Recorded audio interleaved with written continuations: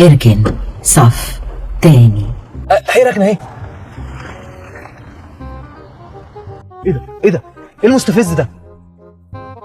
لا ده انا هنزل له بقى. هو ايه ده؟ دي ركنتي. ركنتك؟ يعني ايه ركنتك؟ تكونش اشتريت الشارع؟ بس انا كنت بركن وخلاص راجع بظهري وقمت انت جاي واخد الركنه. طب معلش يا حبيبي، بعد كده ما تخليش حد ياخد منك حاجه وحافظ على ادواتك.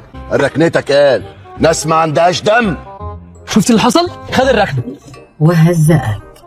بقول لك ايه، انا هطلع انا وانت دوري على ركنه واركنيها عشان مش عايز اتاخر على ساره اكتر من كده. ها هو مفيش حد هنا ولا ايه؟ البنت اللي هنا قالت اللي يجي يكتب اسمه في الكشف وهي بتعمل حاجه وجايه. خلاص. يعني يا حبيبتي هنتكلك في الاواخر، هو انت في الكام؟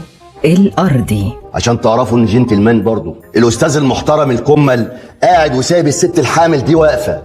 دي لو مراتي انا احملها على محافه وادخل بيها زاحف. والله ولا يعرف يرفعها من على الارض اصلا. وبعدين حضرتك لو متضايق قوي ممكن تقوم انت وتقعدها مكانك. أنا انت تؤمر يا قمر، انا اعمل امر اخلى حالا واشيل وقتي. ايه ده بتقول ايه؟ ناس ما عندهاش دم. وبعدين انا اقصد الناس اللي جوه دول اللي بقالهم ساعه بيكشفوا ما حدش فاهم بيعملوا ايه.